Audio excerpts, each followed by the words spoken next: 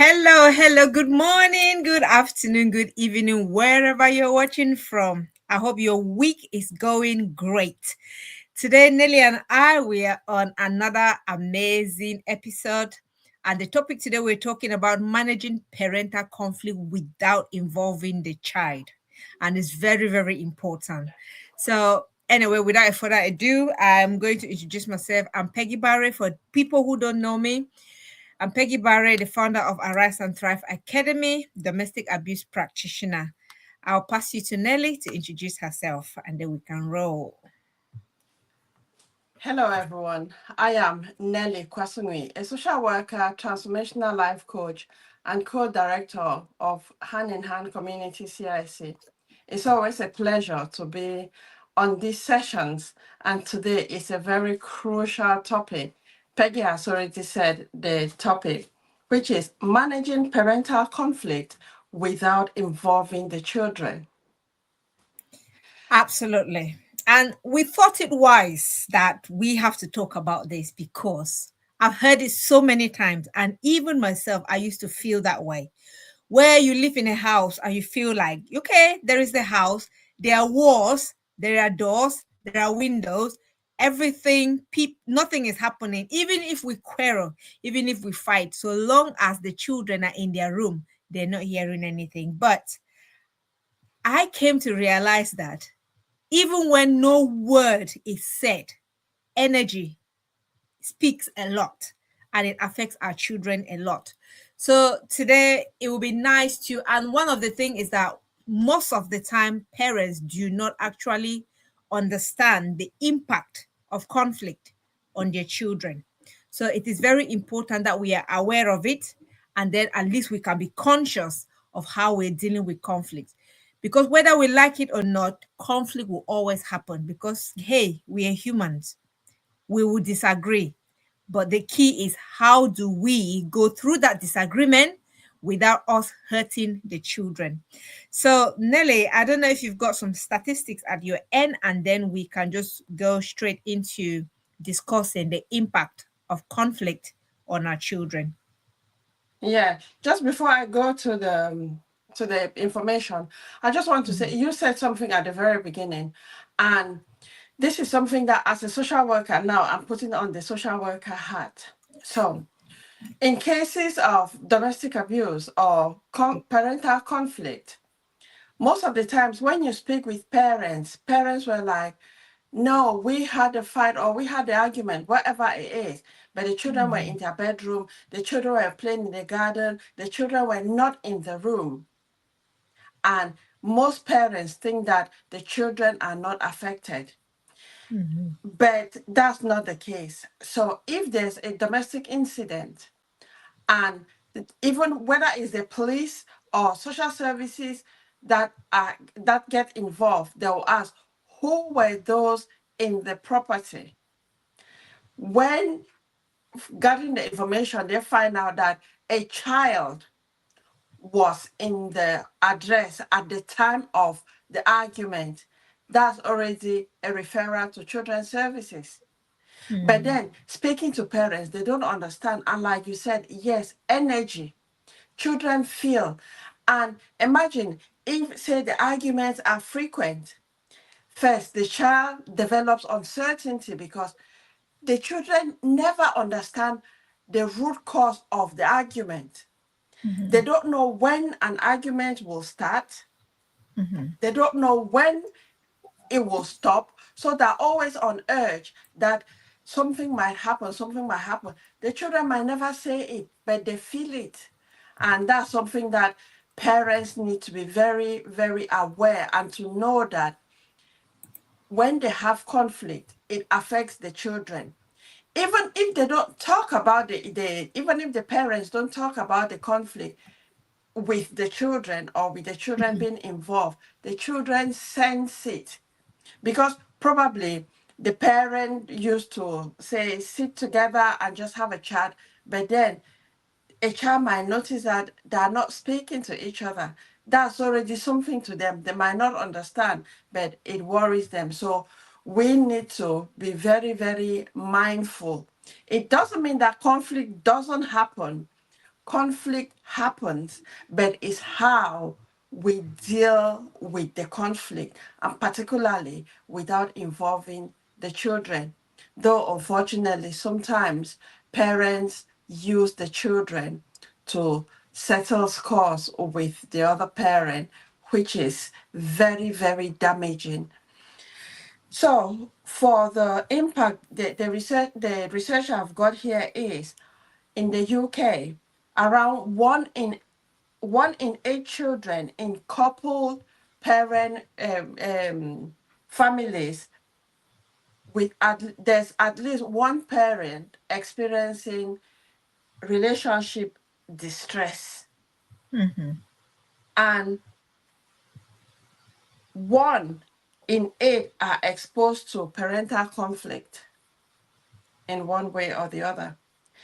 Then in the African community, no, so the research further says that the frequency, intensity, or really reveals the impact that it can have on the parent, because on the child, sorry.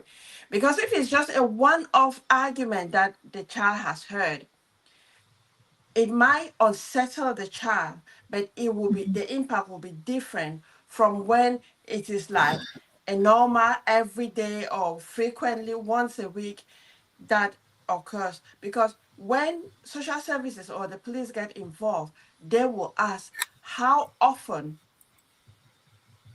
are the arguments.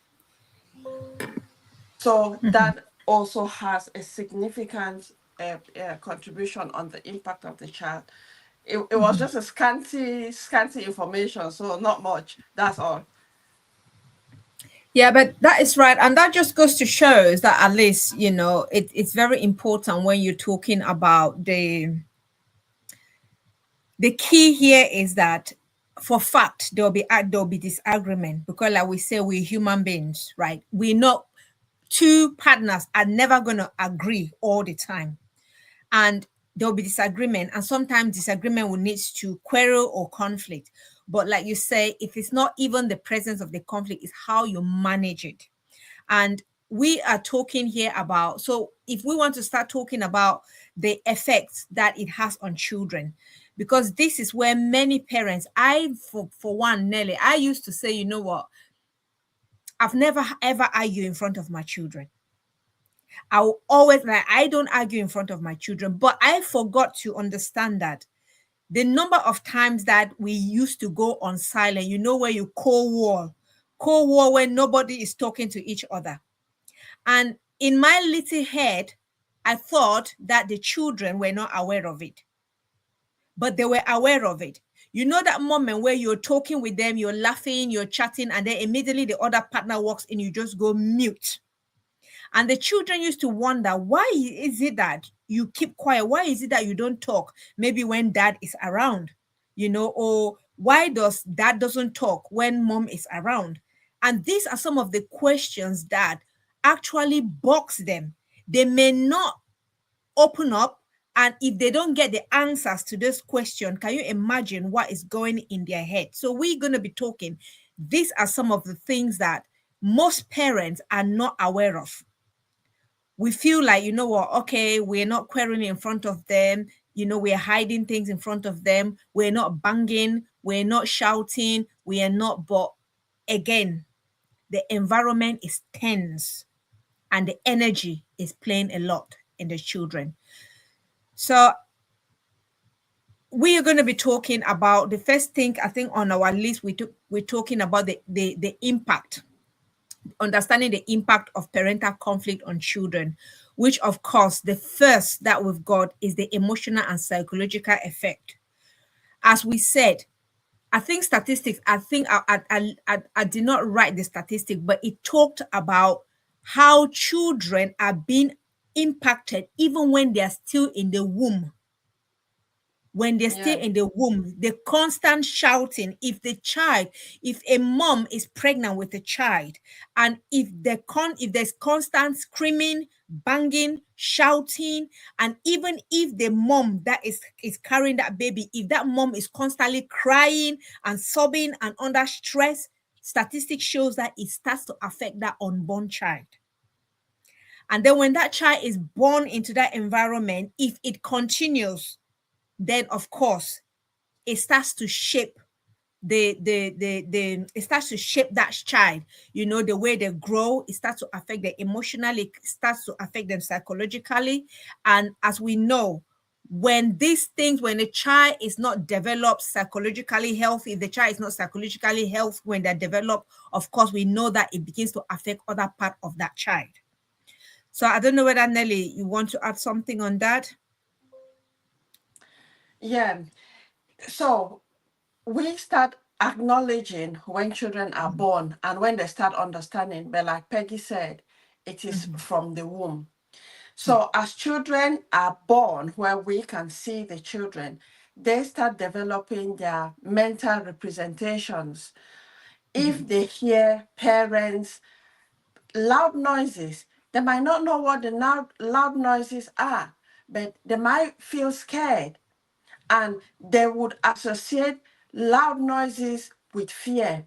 And if Mhm. that continues already, that's a mental representation that they have developed. And Mhm. if imagine that continues, say for the child will not know, they say whether it's once a week or once a month, but to the child, they'll just be expecting because they don't know when they'll hear that big bang. And then Mhm. the child will just, hyper vigilant, just be watching out because they don't even understand at their ages. Yeah. And when children are affected psychologically, say they go to school, they struggle to concentrate while in school because physically they are in school, but mentally, emotionally, they are back at home thinking, Mhm. what is going on at home? If they get home, will the parents still be there? Because they don't know what is going to happen. And Mhm. just recently, this one, I want to just share an example. So probably it will make a lot more sense. So Mhm. recently, I was speaking to someone who was talking about them really struggling to relate with others. And Mhm. as I was exploring, I told them, I said, I asked questions about how they felt growing up, how was their relationship with their father, their mother, their siblings. And he just looked at me like that, staring at me. And I was like, it's okay, giving that reassurance. And Mhm. it so happened from what he said, he has never opened up to talk about it. Mm. So he said, growing up, there were just two things in their household that they could do, either reading or sleeping. Those Oh. were the two things. So because he was talking for himself, he Mhm. developed the attitude that if the parent is coming home, he would either force himself to be sleeping or pretend to be sleeping, or he'll get a book and be reading.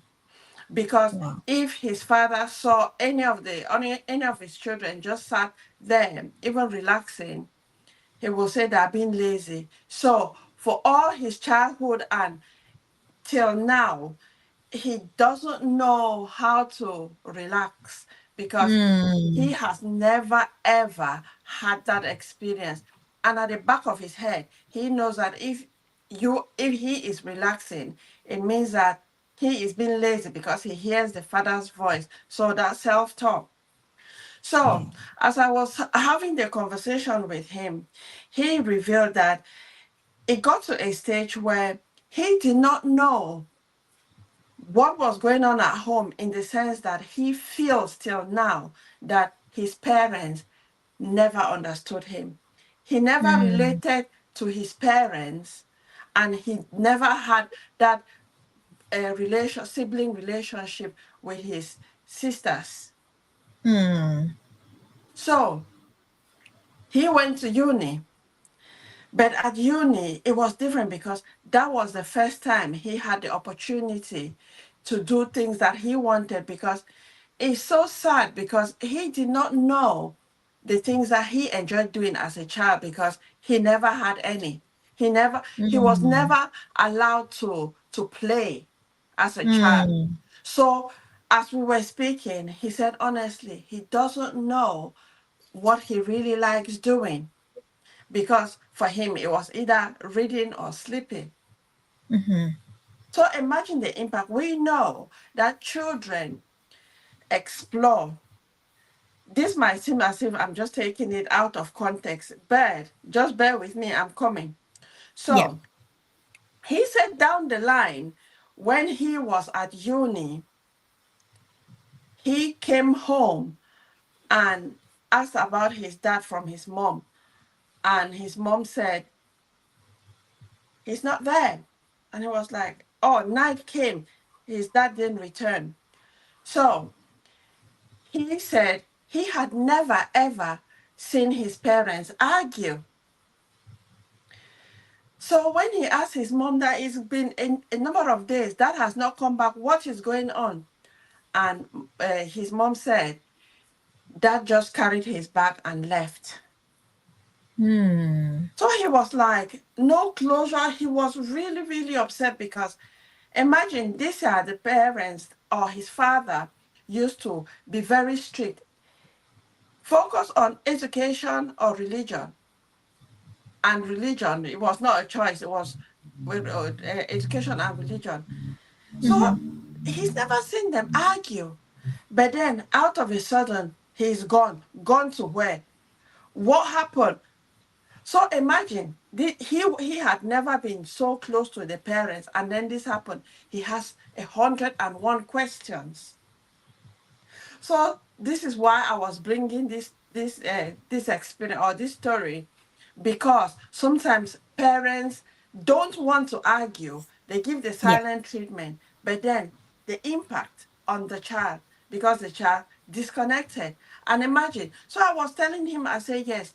Now you are disconnected with your emotions, your family, those that Mm-hmm. are close to you. But if in your relationship now, that might be coming up now and again. Yeah. And he said there was a time that recently his one of the sisters rang him to say that his mom is not well. And the sister asked, what are you feeling at that time? And he said nothing.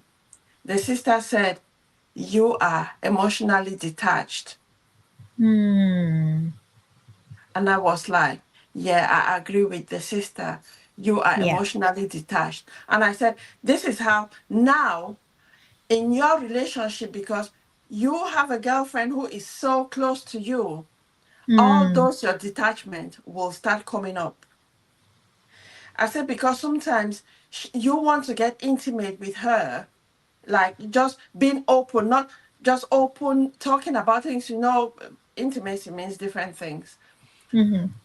Sometimes when you get like you want to open up to talk to her, that silent voice might just come that you just want to disconnect with her. Yeah.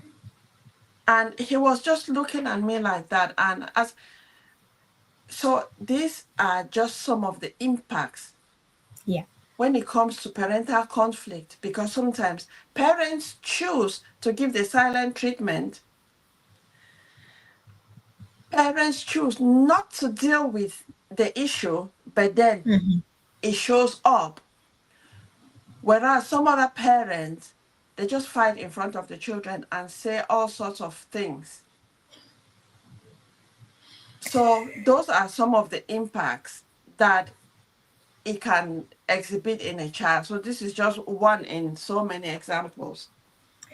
And to honestly, thanks for sharing that, because by you sharing that, I can already see the number of list of impact that it can impact a child. And one of the things that you were talking, and I'm just in my head thinking, Nelly, the fact is that parents do not actually, sometimes, even if parents want to acknowledge the fact that quarreling in front of the child or fighting in front of the child or giving that silent treatment in front of the child, most parents might just be looking at the immediate impact. They forget to look at the long term impact. That child is leaving the house with bucket list of questions, unanswered questions, and with emotions that they've not been able to deal with. And then they're leaving the house into the world with thousands and thousands of different answers that they may not even know how to figure things out. Yeah. So it can be very, very damaging. And we've talked about the emotional and psychological effects. Statistics also shows that it is the high rate of anxiety, things like anxiety, sadness, and even behavioral issues, like even bedwetting. I did not know that Yeah. bedwetting is linked to child trauma. I did not know. And I, for once, Nelly, let me say this in front of the camera, and I'm sure the public will be hearing, listening to me. I bedwet for so many years, Nelly, even into my secondary school. I was bedwetting until I was scared. At one time, my grandma used to be scared that I was going to get married and be bedwetting in my husband's house. And I used to feel like, what was the problem? What is it? But if I look at now, looking at the impact, then yes, I can agree, really 100% agree that child trauma can lead to bedwetting, you know. And these are some of the things that children will be exhibiting, some of these physical symptoms, and we are beating the children.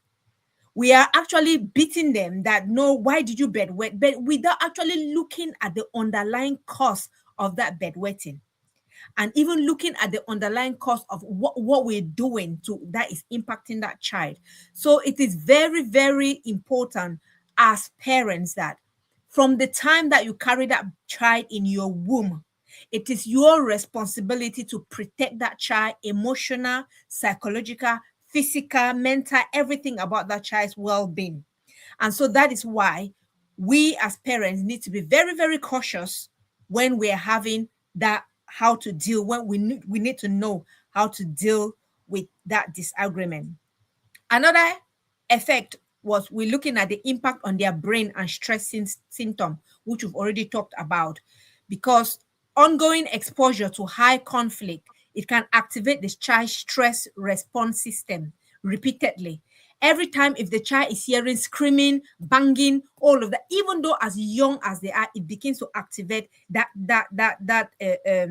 stress system in their head, and over the time, they will actually relate to, in fact, it will lead to toxic stress, and it will lead to even the point where the children begin to even, it will be affect even their development as children, and even affect even their development in school and all of that. So it is, these are some of the things that, again, you see a child maybe struggling in their early age in school.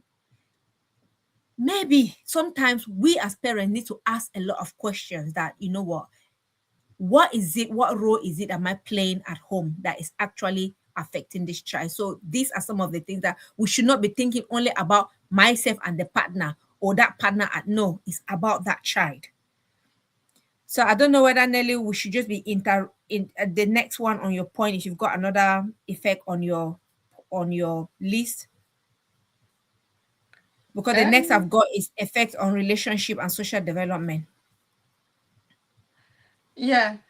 You want me to talk about that because I've got that Yeah, on my list as well. yeah. So, social development. Okay. If children are not able to relate with themselves, their immediate, those within their immediate surrounding, like their parents, their siblings, they Hmm. don't know how to build a healthy relationship. Yeah. And they will be focusing on what they want at the time, because the short term, because that's what they've learned from their parents.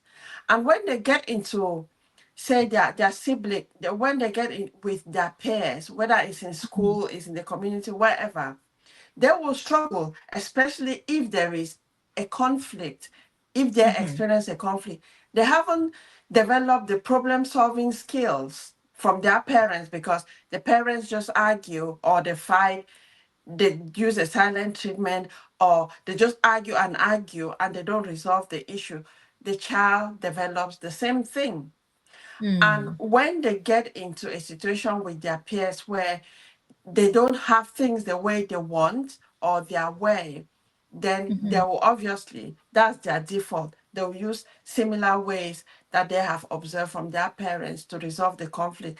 And Mhm. that might destroy the relationship with their friends. And that will continue i- till whenever they develop the problem solving skills. I'm Yeah. just thinking a lot of the times, like in social services, we talk about healthy relationships. We teach Mhm. children healthy relationships, but then the children are getting this support for healthy relationship, but then they go back at home and the parents are still there with their ways of dealing with the conflict. Mm. Parents, you said something before that parents need to understand where that trauma is coming from. If we want to go back, the word trauma, this is just a new word, I would say, that is coming Yeah. up, which a lot of those from our community, the Afro Caribbean communities, we don't know what is trauma. We just know Mhm. it's our life experiences. So, with my role, I as a transformational life coach, the kind of conversations that I have, whether with, I mean, adults, even children, it Mhm. goes to the same thing, which is down to trauma. But because in our community, we don't know what is trauma, because we assume, or not assume, we know that from when we were born into suffering. Mm. And we will just continue just struggling and struggling and struggling in life. So then we don't even think of looking at the root cause. Yeah. Like when you were sharing your experience, Peggy, of bedwetting, I just had like flashback of I had a younger cousin who was bedwetting as well up till high school. Mhm. But I'm now thinking the punishment that was being given to her. Me too, I contributed in the punishment because I thought that was just the way, because we couldn't understand. We couldn't understand because sometimes we just concluded that she was doing it on purpose. Mm. But it's then when I came and I was getting into this trauma and mental health, emotional well being, that I started reflecting that this child was really struggling. Yeah. But then we were adding onto the trauma that she was experiencing, because in the morning, we would sometimes, when in the morning, when she gets up, she had to bathe with cold water from the drum. Imagine how cold that water is. Mm. Because at the time we were made to believe that if she showered with that, she will learn that if she feels as to be, she will get out of bed. But looking at it, that was just punishment. That was Mhm. just punishment, and it did not help. And that's something that I feel as parents, we need to start learning, because there are lots of things that are coming to light that a majority of Afro-Caribbean, not only Afro-Caribbean parents, majority of people do not know. Yeah. People are getting aware of that because they, especially those who are interested in psychology or psychology related courses or trainings, that they become used to, because trauma informed is psychology based. Mhm. So for me, like what I say about psychology is, I believe that everyone on this planet needs to study psychology, Yeah. because you understand a lot of things. I know, I'm Yeah. sure I've just gone far and above. Yeah. Sorry. Sometimes I Yeah. just go, especially when it's something that I'm passionate about, I just go and I go. Let me stop there for now, Peggy. Yeah, and it makes sense, Nelly. It makes sense because what is psychology? Psychology is just study of human behavior. We are Yeah. human beings. We've got our children. What are we gonna be without people, without children, without parents, without siblings? Even with our own self. Even if you don't want to understand how somebody else behave, you at least want to understand why you think, talk, behave, act the way you do. That is very, very important. So we're talking about even that the effect on relationship and social development. So we talk about, again, like you say, children will grow up to struggle with communications. You ask children, sometimes children who do not see their parents communicate healthy and giving that silent treatment, you expect that child will grow up not being able to express themselves because they feel like maybe by me expressing themselves there's something wrong with it. I've never seen mom and dad have a cordial relationship and communicate well. So where do I learn it? And this is why when they go out there, they learn from what the society is teaching them. Why? Because parents at home are not confident or courageous or peaceful enough to communicate. And then we talk about developing aggressive or passive conflicting style, which you've already mentioned, because they begin to mimic from what we're doing, Nelly. If every time you as a parent wants to solve a problem is by screaming and banging and shouting, and that is the same thing that you're telling your child that it is okay to do like that. And then we talk about difficulty forming secure relationship later on in life, just like the story that you shared, Nelly. That guy, that gentleman, you see that, yes, bless him, he's gotten into a relationship, he's got a girlfriend.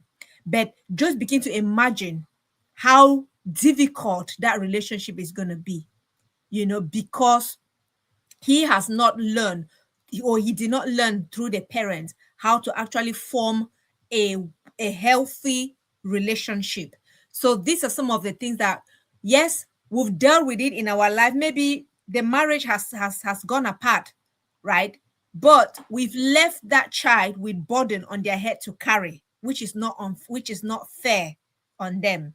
So honestly, having this conversation again, it just makes you kind of like really, you need to really wake up to the things that you do sometimes as a parent, because you don't know the baggage that you're already building for that child, and that child is going to take that baggage with them wherever they go.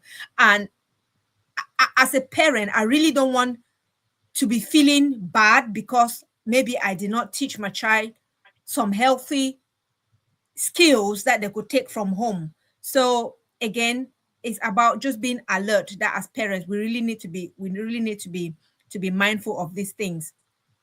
And then another one we talk about, sense of safety and attachment, which I think it kind of linked to that story that you shared, Nelly.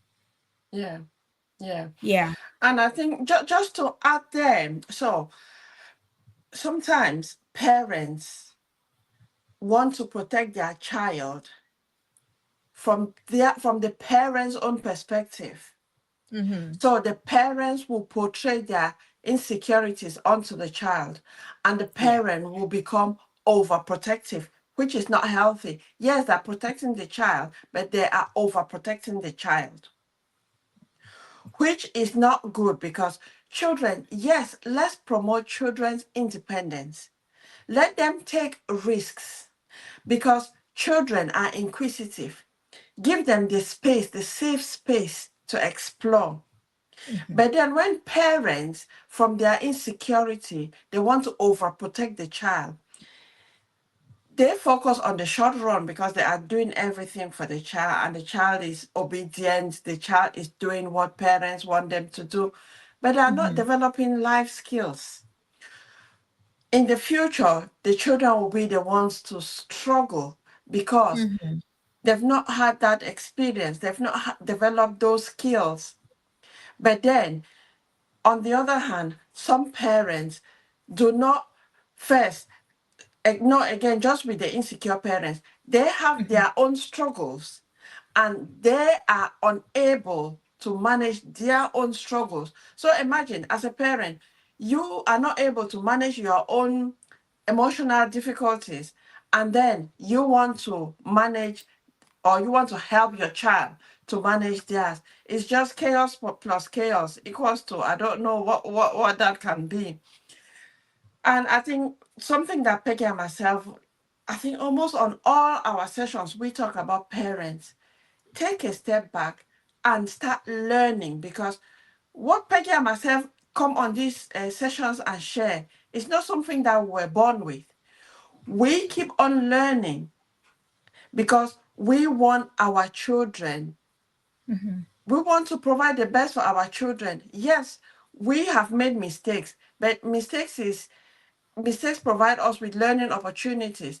Take advantage of those learning opportunities to improve on yourself and that of your children. So then, when we start like respecting ourselves, our Mhm, children will also see, and it will help them to form that relationship, that bond with ourselves. That's our mhm. children, with our children, and then the children will go on to modify the way they build their own relationships too. Absolutely. That is so true. That is really so true.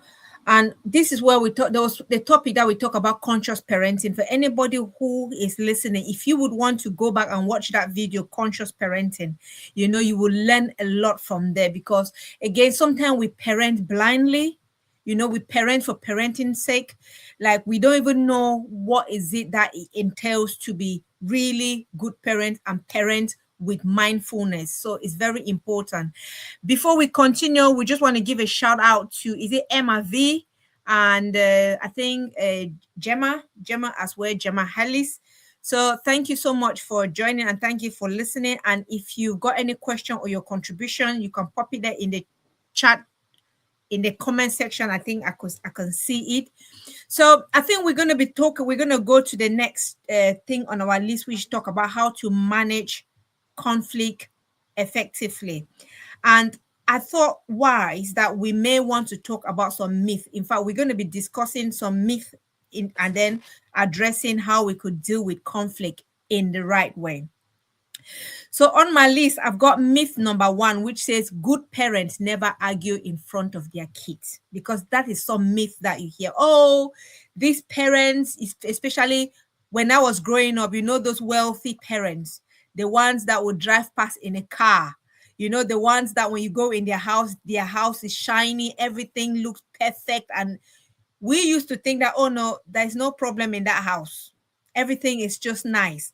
And that is a myth that we carry, that good parents never argue in front of, or wealthy parents never argue in front of their children. But the reality is that it is not the presence of the conflict that matters, it's how we handle it that matters.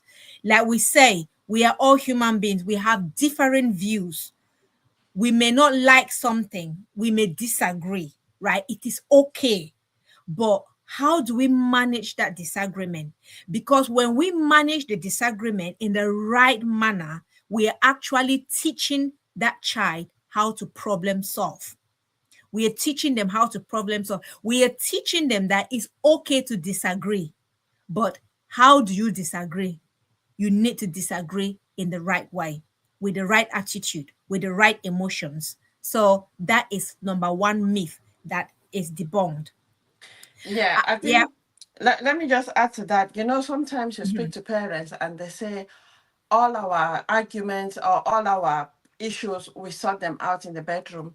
But then Mm, it doesn't start in the bedroom and it doesn't yes, end in the bedroom. So going back, where does it start? For instance, it might start with the children being around. But yeah, then how do you handle it at that time? Because this is what we are talking about, that how do you handle it? Because now we want our children to start learning things. It could be that you have differing ideas. You talk about yours, the other person talks about theirs, and you realize that you are talking different things. This is where you need to be intentional. And if one person is intentional and the other person is not intentional, there'll be trouble. So it's the two definitely. parents need to be intentional. Whether the children are there or the children are not there, once it starts, you being intentional, you can acknowledge that, oh, we have different ideas and we need to talk about this, but then we can talk about it another time. That is a Yes. classic way the children will realize that, oh, mom and dad have had a different opinions, but they Yes. have sorted it out, because in the child's eyes, they will know that the communication is ongoing.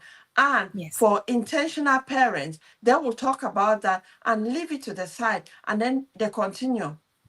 But all of this is parents need to be learning the skills that we've just talked about, because some parents want to be, I am the winner. And then they just want to keep going, keep going, keep going. And then the children are there just looking, just not the parents not even realizing the impact that Yeah. that conflict is having on the children. Absolutely. And like we always say, Nelly, it is not what we say that matter, it's how we say it. And that is Exactly. very key. That is Yeah. very key. Yeah. And myth number two, it talks about children are too young to notice conflict. And we've talked about it. That is a fat Yeah. lie. Yeah. In as young, we've talked about even very young children pick up on tones, they pick up tension, and they pick up body language. And they Yeah. may not understand, even though they may not understand the details, but they feel the stress, and that can actually internalize, they can actually internalize that stress. Yeah. So that is again myth. So yeah, Nelly, I don't know whether you have some on your list there, and then I'll say the fourth one. It may not So it's necessarily just be yeah. It's just linking to calm communication, which I think it ties in with the point that I've just made. Calm Mm, communication. If there is a disagreement, it's okay to disagree, but then yeah. how do you communicate that? Just communicate it calmly. It doesn't mean that you like put plaster over, how do you say that? Like just patch it. No, just you don't need to force yourself to say things that doesn't align with you just because you want. No, when you make it a habit, it will just become part and parcel of you. If you Yes. want, I mean, being intentional, we have said this so many times. We need to be Mhm. intentional, because when you are intentional, you will start thinking of, am I hurting this person? Am I hurting the child? What is the impact? You'll keep thinking of the impact. And again, yourself, because we are not talking here about people pleasing. Because Yeah. if you develop that habit of people pleasing, you are destroying your own self. But on the other hand, is that sometimes your opinion doesn't count. It doesn't mean that when you have something, you have to say it. Ask yourself, is that what is that going to do? Is it going to hurt someone? Is it going to help? And things like that. Those are all aspects of you being intentional. So always make sure that your communication is calm, it is effective. If you ask yourself, is whatever you are going to say at that time necessary? And you feel that it is not, then stop. Don't say it, because Mm, sometimes people want to say things to get the validation or to show that, yes, I've proven a point. But always ask yourself, is that necessary at that particular time? If it's a no, then don't say it. Probably yeah. it will be appropriate to say that same thing at a different time, and probably it might be when the children are not there, when you're Yeah. having the calm conversation in your bedroom. That might come at the time. Absolutely. And another one we've talked about, if we hide argument, we are protecting our children, which again is a fat lie. As we've said, constantly suppressing or hiding conflict, it can create a confusing environment. And the children may sometimes they may sense something is wrong, but if they have no explanation, that may actually go ahead to create anxiety, and that may start leading them to blaming themselves. And I've seen this, I saw this with my first son. Like I say, the issue that we were going through, my first son took the blame. He was blaming himself. Especially when we came out of the environment, he used to say that maybe he was the cause of the relationship breaking down. But again, because we were not explaining things to them, and I understand that sometimes, honestly, children do not need to children do not need to know certain type of things, especially if they're very young. But then it is also okay to disclose age appropriate information to our children. It is okay, because if a child comes in and they notice that, hey, mommy and dad or dad and mom are not talking, or maybe something is happening which is unusual, rather than leave that child in suspense or leave them in the dark, it is okay to even tell that child that, hey, dad and I, or mom and I, has got some disagreement, but don't worry, we're going to sort it out. We're going to resolve it. Don't worry. We don't worry. Because that is just at least reassuring that child that, okay, they can understand why there is a little bit of tension, but you've also reassured them that it's going to be solved, right? Rather than leave them in the dark. And so we've talked about, so another myth that we need to talk about is, as long as we don't involve the child, it won't affect them. Again, that is a fat myth, it's a fat lie. Nelly and I have said, children don't have to be directly involved, to be affected. We've talked about even the overhearing of argument, energy itself speaks, you know, and witnessing that cold silence, that cold shoulder, that cold treatment that you're giving the other party. The children are actually listening to them, and the children are actually hearing those things, and they're feeling those things, and it may affect them. So again, we talked about how do you, and if you are a parent that you're really watching your children struggling with that type of struggling in the house with their emotions, and maybe they're not understanding what is happening, why can't you as a parent just try to clear the air with the person that is involved? Because I know there's sometimes that you feel like, okay, I'm not going to talk to that person. That person will have to kind of be the one to resolve the thing. That person was the one that started it, so he or she is going to be the one to resolve it. But so long as you keep drawing and pulling and waiting for the other person to come and sort that problem, and you're seeing the impact that is impacting your children, why can't you just break the ice and say, hey, come on, we need to talk about this thing now? We need to resolve this thing now. We've got our differences. I understand we've got our differences, but let us be bold and talk about the differences so that we iron out things for the sake of peace and for the sake of our children. So sometimes it's very okay to come outwardly and say, you know what, both of you are intentional about resolving the issue. So Nelly, I don't know whether you've got some on your list. Yeah, I've got community and no. Yeah, strong emphasis on family unity and collective identity. Mm, This is, I mean, we say that community brings up a child. yes. A child does not belong only to the parent. Mm-hmm. But again, children will learn certain things from their community. Mm-hmm. But home is different because Yes. regardless of the disunity, the disagreement that are outside, if at home the child knows that the home is a safe space, Mm-hmm. they will they must have developed those skills, like we've talked about the problem solving. They might have Mm-hmm. developed those problem solving skills from home, and then Yeah. out there they might be the ones like being the peacemaker or resolving issues from a very young age.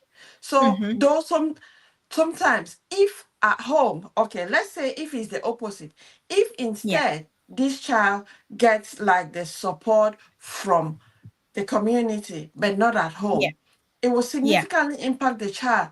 And this will be the situation where the child will want to go out of the house because they know that at home anything can happen.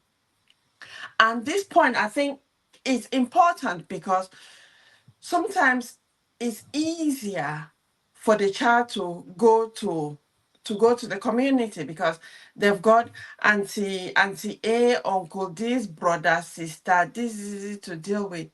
But then when they come back home, the parents have not developed that skill or the skills to manage with the good skills that this child has learned from out there. So what Mm-hmm. happens? The child forgets because they want to be in that protective mode. They want to protect themselves. So all what they have learned from outside, it will just disappear. And we Mm. need to be thinking about safety issues outside as well. So if a Yes. child tells us that they don't feel comfortable with something, we need to be listening as well and not just say, oh, that is the child gone, one problem out of my hands and things like that. It's just like when we send children to school, we're like, phew, I have a few hours to be by myself. One trouble gone. I mean, just imagine that kind of a thing. So Yeah. we need to start practicing problem solving. I mean, wherever you are in your life, wherever, start with yourself, because Yeah. we know in our community we don't talk about emotions, but we know that we feel a certain way. Sometimes we don't even want to. We just feel that, or we think that there are physical symptoms, whereas Yeah. there are emotional symptoms that are manifesting in physical symptoms. So we need Absolutely. to learn about it so we can help ourselves and help our children too. Absolutely. So I just want to read a comment that Emma V said, parents' perspective, say it's what I know to do as I learn from my own parents. Yeah. And she says, I use conflict moment as a teachable period for my children, which is absolutely right. And that Yeah. is just to say, no, you know what? There'll always be conflict, but use it as a teachable, use it as an opportunity to teach your children how to deal with conflict. Because guess what? They are going to go out there, they're going to form their own relationships. How are they going to deal with conflict when it arises? So these are very important. Rather than take it to settle score or take it as I am the one that won, there's it's not going to teach that child. Because I know some parents want to make sure that I'm the one that won that fight, I won the argument. But if you want, maybe you may have won that argument, but how damaging has it caused? What is the damage that is caused on your children? So that is what we need to be asking ourselves. And we talked about apologizing in front of children undermines authority. Some parents, again, look, like I said, we're not perfect. We're all imperfect beings. There are times that even both parents will mess up, and it's okay to apologize, because apologizing, even when your children are there, you're teaching your children that to err is to make mistake is okay, but to apologize is a form of strength as well. So we're teaching our children to be accountable, to take responsibility for their actions. So that is again a lesson that we're teaching them. And you've heard again about the one which says it's better to stay together no matter what for the sake of the kids. Now, this is a big one for me. Speaking as a domestic abuse practitioner, this is one of the reasons that leave parents fighting parents to stay in a relationship. That we are staying there for the best interest of the kids. No, you're not staying there for the best interest of the kid. You are actually staying there to damage the children, because if you know that that environment is not healthy, it's not conducive, then you're suppressing that. I just want to stay in that relationship for the sake of the children. Then you are actually damaging the children. It's rather, if you know that it's not working, and that you've tried, you've sought the help and the support that you need to no avail, for you to protect your children and protect your own self, is rather to say, you know what, kind of step out. It's okay to step out and then look at, if the environment is not safe, then it's okay, to take the children out, or for those children to leave that environment for their own safety. So it's very, very important, because this is one of the things that I hear, especially from most parents. Me too, I would say statistics show that majority of people stay in a relationship. If you ask them, they'll say they stay there for the sake of the children. But it's ironic. If we want to look at the impact that it actually causes on cost on the children, it is Yeah. huge. Yeah. Yeah. That's really true. And there, Peggy, community has a massive role to play in that. Because, like they say, once you are married, you remain married. Hmm. But just think of it, marriage is meant to be between two people, and then Hmm. children come after.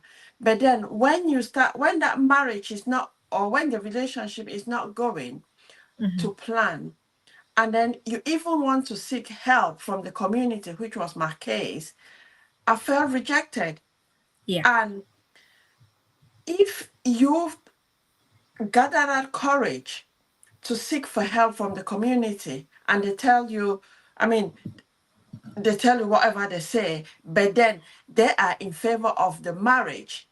But Mm-hmm. then you are in that relationship, you are in that household. You know the impact on yourself, you know the impact on your child or children, and then Mm-hmm. you are seeking help from your community and they just want you to go back.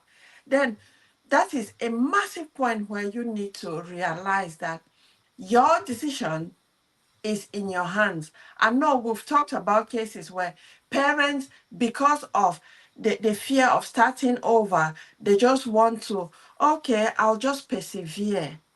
And then Mm. all the abuse, all they treat you like a doormat. And Yeah. then it gets to the point where you know fully well that the behavior is not acceptable, but you Mm-hmm. again say, for the sake of the children.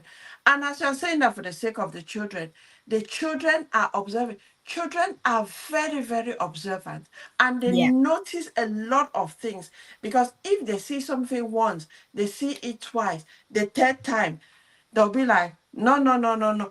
They might not even say it to the parent because you know there's that aspect of respect. They might not Yeah. say it to the parent, but in their head, they'll be thinking that they've noticed something that is not normal. Mm-hmm. So instead of saying that, we are not here saying that leave your marriages. No, no. Mm-hmm. Seek help, seek the Yeah. support you need. But then, what is the impact on the children? Because children are very sensitive, and Yeah. because of their limited life experiences, they tend to blame themselves that the relationship broke down because of themselves. Because what Peggy has experienced is the same thing that I've experienced, where my children were like, they were the cause of the relationship breakdown, which is not.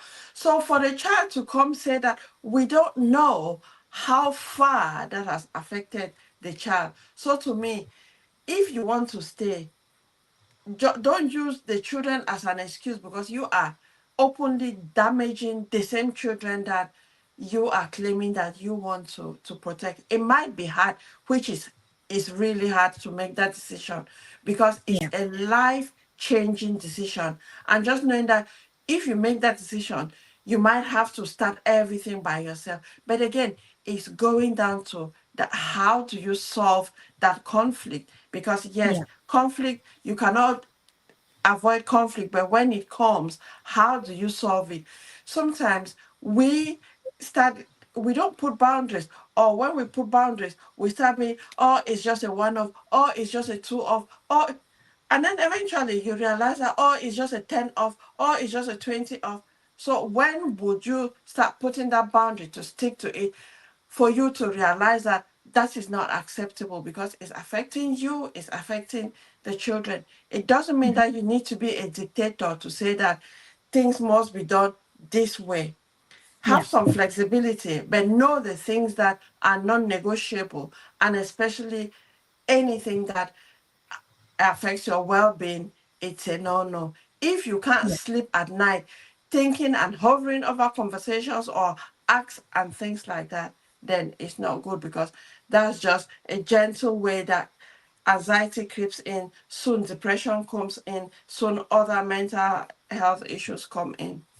Yeah, absolutely. And one thing that I just wanted to pick to say is that it doesn't, it is a good practice if both parents can actually set aside a rule regarding disagreement where they can both agree that no matter the disagreement between them two, they will need to resolve it peacefully, calmly, for the sake or the health and well being of the children.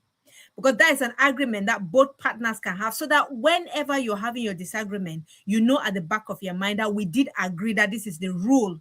This is the rule of engagement, that no matter our disagreement, no matter how angry you are or how angry I am, we are going to resolve it peacefully, calmly, for the sake of the children, the health and well-being of the children. So if we put the safety of the children first, then of course that would take priority over our own egoistic, selfish reason that we want to achieve.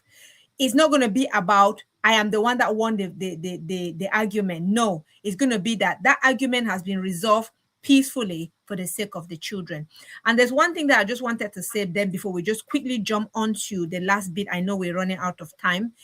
There was one time, Nelly, where when this whole thing was happening, again, like we say, as parents, sometimes we don't understand, we underestimate the impact that children are going through. I apparently, my daughter at the time, she had a diary, and that diary had a lock and a key. Every time she will write in that diary, and then she will lock the diary and she will hide the key. But there was on this fateful day, she went to school and then she forgot that diary. In fact, she forgot it open. And when I picked that diary and I read it, Nelly, I wept. The amount of things that that child was writing, the information that was in that diary, I was like, how come this child at this age, this very young age, everything she was detailing, everything she was writing, it felt as if that diary was she was speaking to her diary. Like every time she had this unanswered question, she would go and write it in that diary, and then she would even ask the question in the diary. So that really, that's one of the things that it got to me, and I say, you know what? No, no, no, no, I can't anymore, because you know what? You could see that that child was heading towards the wrong direction in terms of their mental health. So this is why we now come to the last step, which is about exploring strategies to protect our children's emotional well-being. Like we say, yes, maybe we are talking now, maybe there have been argument at home, you've been arguing with your partner, or maybe conflict has not been dealt with in the right way, and maybe it's been affecting children. Now, how do we actually make sure that we protect their emotional well-being? So on my list, the first thing is to create emotional safety at home. That is the first thing. So this is where you can intentionally, or you or your partner, or you yourself can intentionally say, you know what? Yes, I acknowledge that things have been going wrong. I've been dealing with things in the wrong way. It's been affecting our children. Now, how do we clear the mess? How do we solve it? The first thing is to create an emotional safety at home. And we've talked so many times about emotional safety, creating that conducive environment. Nelly and I will explore a lot on that, where you make sure that your children, you create an environment where, yes, there's communication, yes, there is accepting of responsibility, there's accountability. You can actually put your hand up and say, hey, I'm sorry, things like that make your children feel safe and being able to express themselves and express how they feel without being scared that they're going to be punished for it.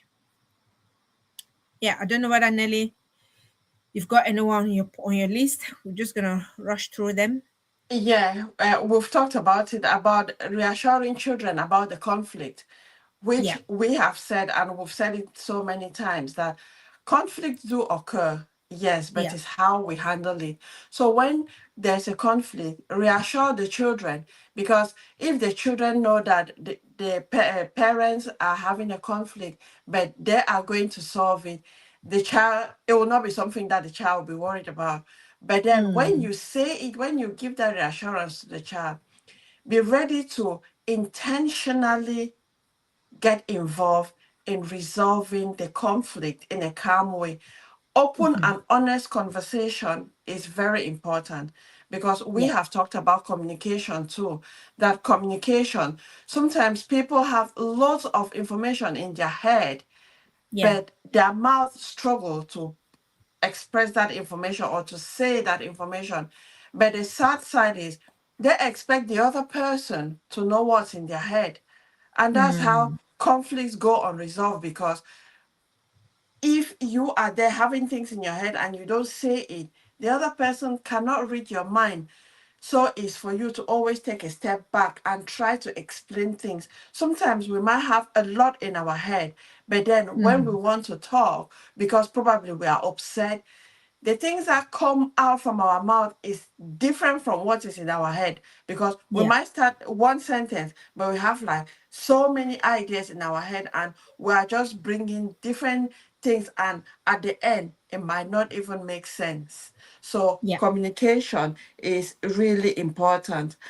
Yeah. And we've talked about emotional safety, which I'm Yeah. not going to talk about emotional safety, but basically what it is just create an environment, your home environment, where children can say things the way they are, and not Mhm. for them to try to make it so that the parent will be happy with the child when they are even saying the wrong thing. But if the child knows that that is the thing the parent wants, honesty will not be there. So promote honesty, and parent need to be exhibiting that as well. When parent is wrong in what they do, they admit it. And Yes. consistency is key. Yes. Don't do Yeah. it today and then you skip tomorrow and say no, tomorrow is a holiday. Let's do the next. No, let it be consistent. Whether it's at home, it's in the community, it's in school. Make sure that you are consistent with your parenting, because it shows emotional warmth. Because Yeah. that way the children will really understand how their parents are. And when there is a conflict, if the parents are reassuring the children, that's not something that the children will be worried about, because they know that the parent will solve the problem and it will not impact the children much. Mhm. Yeah. Absolutely. And there's one here that it talks about prioritize connection than attention. And I'm sure, Nelly, you've talked so a lot about it. There are times where this is where you actually, Nelly actually shared one time she had one to one, one on one with her children. When we concentrate on connection, we are telling our children that, hey, I'm here for you, I hear you, I see you, if you need me, I'm here. So it is very important that we concentrate on that connection, try and connect. And again, children will learn connection by you learning to connect also with the other parent, whether the mom or the dad. Because when they see you guys connect together, when they see you guys talk, that is teaching them that connection as well, that hey, this is what is healthy, it is important, it is good. So we need to teach, and we need to model them by example.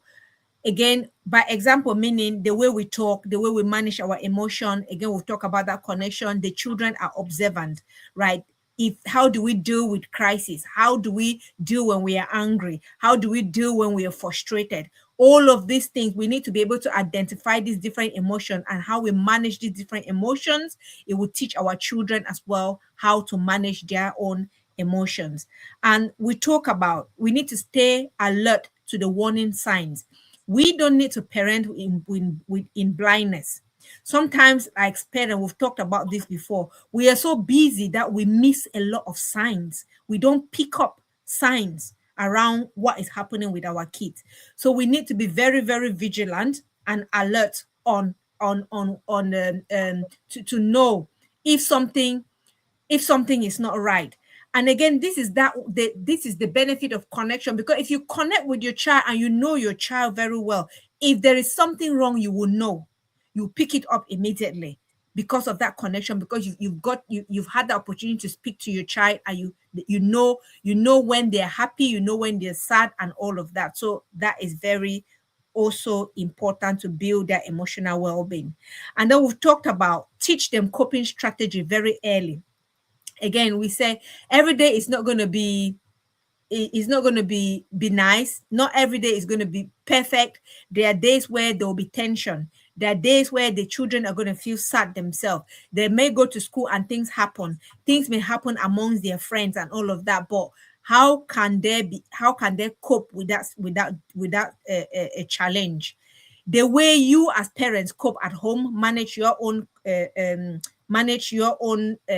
how do you s- the way you manage your own stress at home is also a way teaching them how to cope and manage their own stress. And if you deal with it healthily, then of course our children will learn to deal with theirs healthily as well. So I I think think yeah. just let me add this, because in the Afro-Caribbean community, we know that talking about emotional well-being Yeah. is not something that it's not common in our community. Yeah. So it's for parents to learn, because this is the direction research is taking us to. where we've talked about being intentional. Yeah. So we need to be intentional. Let's increase our emotional vocabulary. Let us learn Yes. about it. And also, let us access culturally appropriate parenting support. Because, Yeah. like, we are in the Western world, the programs, the parenting programs that they have developed is mostly focused on the emotions because they talk of be conscious in what you are doing. We don't have that. So, sometimes the support is there.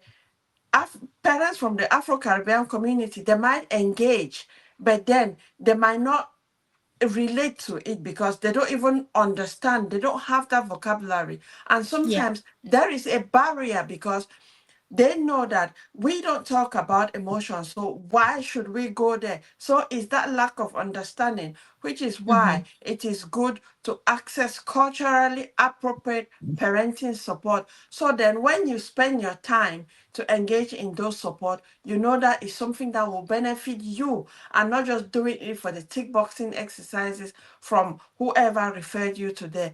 Always be intentional. Let the support that you are getting be one that will actually help you and then to help your family as well. So then, if it's a matter of conflict resolution within the home, you will be intentional and you will set the example, be the role model for your children to also develop that same skill to solve their own conflict. Absolutely. That is so true, Nelly. So yeah, I think that brings us to the end, and we have explored quite a lot. So we hope that if you were watching or you were following, we hope that you would have picked a few points there that can help you at home with your children. Like we say, conflict is inevitable. There'll always be disagreement, but the key is how do you agree? How do you solve that conflict without impacting the children? We need to prioritize the safety of our children first, because hey, it's not their fault that we came here, we had them, beautiful gift. We've got to make sure that at least we protect them and give them the best that we can. We've talked about strategies on how to solve that conflict privately and effectively and safely. We've talked about some myths which are wrong, and we've debunked those myths. And we've talked about how to create an emotionally stable environment, or stabilize your child's emotion and well-being. We've talked about all of that. So we hope that you learned something. And if you have any question, you can always pop it, put it in the comment section. We're always going to pick on it. And if there's a particular topic or something that you want us to talk about, please, by so doing, put it on the comment section. And if you want to be part of the panel, so we can have the discussion, always let us know and we will bring you backstage so that we can have that conversation. So I don't know, Nelly, you can round up and close. Yeah, that's it. You've already summarized it, so there's nothing more. So we just look forward to hearing from you, reading your comments, reading the messages, because we want you out here. We are here. We just want to learn because, hey, we gave birth to these children. Unfortunately, no child came with a manual on Mm, how to take care of them. So parenting is just a try and error. yeah, So we are learning. It's a journey that we are learning. We yeah. are just sharing from our personal and professional experiences. And we are here wanting to hear from you, wanting to hear your experience so that we can as well help ourselves and help other people. So come join us on this journey. Thank you so much. Thank you. You take care and continue to being a wonderful parent and keep doing what you do. Yeah, Take care. We yeah. love you. Bye Yeah. bye. Bye. Bye. Bye. Bye. Born for a purpose. I was born for fulfillment. I was born to shine and not to be abused.